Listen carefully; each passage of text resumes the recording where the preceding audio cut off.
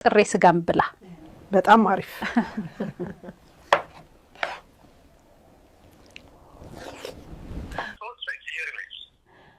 አበላላችሁ ደስ አይልም።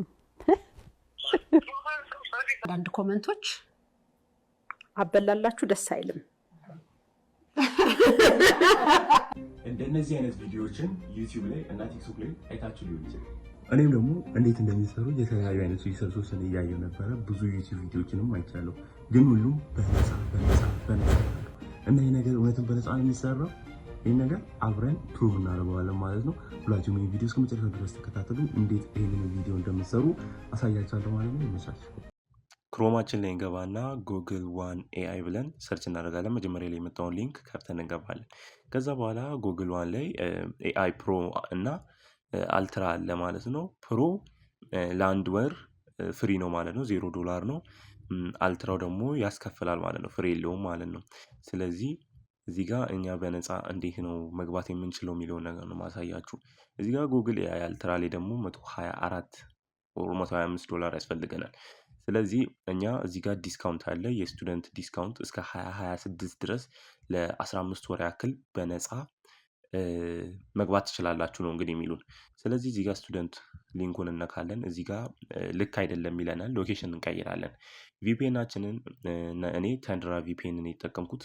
ይህን ሁሉ የምሰራው በስልክ ነው። እናንተ በኮምፒውተር ካላችሁ በኮምፒውተር መሞከር ትችላላችሁ። ተንድራ ላይ ትገቡና እዚህ ጋር ሎኬሽኗን ወደ ዩኤስኤ እናደርጋለን ማለት ዩናይትድ ስቴትስ። ከዛ እዚህ ጋር ኮንቲኒው እንለውና ኮኔክት እንለውና ከዛ በኋላ እዚህ ጋር ሪፍሬሽ እናደርገዋለን ማለት ነው ፔጁን። እዚህ ጋር ሪፍሬሽ ካደረግነው በኋላ ይሄንን ያመጣልናል ማለት ነው። ግዴታ የአሜሪካ ተማሪ መሆን ስላለብን የዩኤስ ተማሪ ስለሆነ እዚህ ጋር ቬሪፋይ ኢሜል እንላለን። ሁሉም የዩኤስ ተማሪ ኢሜል አላቸው። ስለዚህ እኛ ይሄንን ኢሜል ከየት ነው የምናገኘው የሚለውንም ደግሞ እዚህ ጋር አሳያችኋለሁ።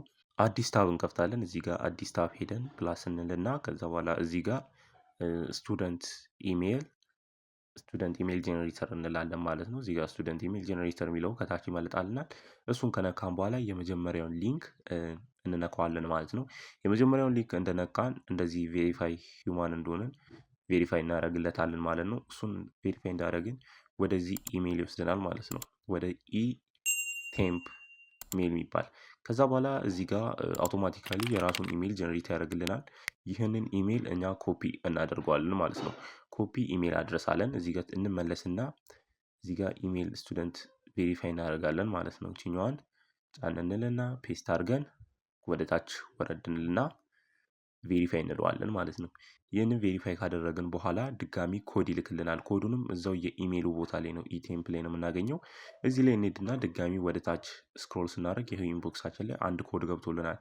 ይህንን ኮድ ደግሞ ወደ ውስጥ ገብተን ኮዱን እናገኛለን ማለት ነው። እዚህ ጋር የኔ ላክልኝ ይህንን ነው።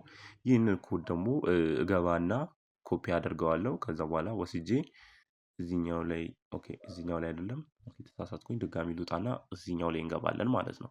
እዚህ ላይ ገብተን ፔስት እናደርገዋለን። ከዛ በኋላ አሁን አስማቱ ይፈጠራል ማለት ነው። አሁን የአሜሪካ ስቱደንት እንደሆንን ኢሊጀበል አደረገልን ማለት ነው። እዚህ ጋር ዲስካውንቱን መሳተፍ እንችላለን። ከዛ ኮንቲኒው የሚለውን በተን ስንነካው ወደ እዚህ ያመጣናል ማለት ነው። ስታርት ሌረር የሚለውን ደግሞ አንድ ጊዜ እንነካዋለን ማለት ነው። እዚህ ጋር እሱን አንድ ጊዜ ከነካን ፔመንት ሜቶድ እንድናስገባ ነው፣ ለመክፈል ሳይሆን ከዛ በኋላ ወሩ ካለቀ 15 ወሩ ካለቀ በኋላ እንዴት አድርገን እንደምንገባ ነው የሚያሳየው ማለት ነው። ስለዚህ አድ ካርድ እንለውና ይቆርጥብናል። ልክ ወሩ ካለቀ በኋላ ከማስተር ካርዳችን ለመቁረጥ እዚህ ጋር እንትን ይለናል። አድ ካርድ ካልን በኋላ እዚህ ጋር ፔመንት እንትኖቹ እንድናስገባ ይጠይቀናል። እነዚህ ማስተር ካርድ እንዴት እንደሚወጣ ከዚህ በፊት ቪዲዮ ሰርቻለሁ፣ እሱን ገብታችሁ እዩ። ከዛ በኋላ እኔ እነዚህ ማስተር ካርዶች ከባይቢት ማስተር ካርድ ነው፣ እሱን አምጥቼ እዚህ ላይ ሁሉን ኢንፎርሜሽን ፔስት አደርጋለሁ ማለት ነው። ያለኝን ኢንፎርሜሽን እንዳለ እዚህ ፔስት ካረኩኝ በኋላ ሴቭ እለዋለሁ። ሴቭ ያደርግልኛል ማለት ነው። ከዛ በኋላ እዚህ ጋር እንደምታዩት ሴቭ ይመጣላችኋል። ሴቭ ትሉታላችሁ።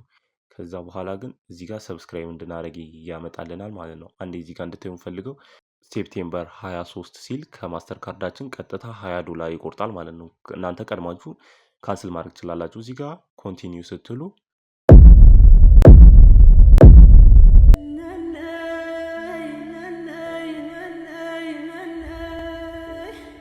ምን እንደተፈጠረ ላስረዳችሁ። እኔ ባይቢት ማስተር ካርድ ላይ ብር የለኝም። ስለዚህ $20 ያስፈልጋቸዋል፣ ማለትም $19.99 ማለት ነው። ይህንን ዶላር ሰብስክራይብ ታደርጋላችሁ። ሰብስክራይብ ስታደርጉት በፈለጋችሁ ሰዓት ካንስል ማድረግ ትችላላችሁ። ባይቢት ማስተር ካርድ ሄዳችሁ እናንተ ሰብስክራይብ ካደረጋላችሁ ቀጥታ ገብታችሁ የራሳችሁን ጽሁፍ ጽፋችሁ ቴክስታችሁ ወደ ቪዲዮ ጀነሬት ያደርግላችኋል ማለት ነው።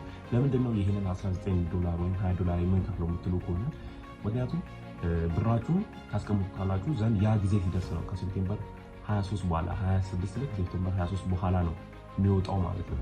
ከዛ በኋላ በዛ ሰዓት ላይ ቀጥታ ይቆርጥባቸው ማለት ነው ከማስተር ካርዳችሁ ላይ። ግን እኔ አሁን ማስተር ካርድ ሊትር ስለሌለኝ ኢንሰፊሸንት ባላንስ አለኝ ማለት ነው። ብር ካላችሁ ግን አይቆረጥባችሁም፣ ይቀመጥና ከዛ በኋላ ልክ ጊዜው 2026 ሲደርስ ነው ማለት የሚቆርጥባችሁ። ለዛ እናንተ ካንስል ቀድማችሁ ካንስል ማድረግ ትችላላችሁ ማለት ነው።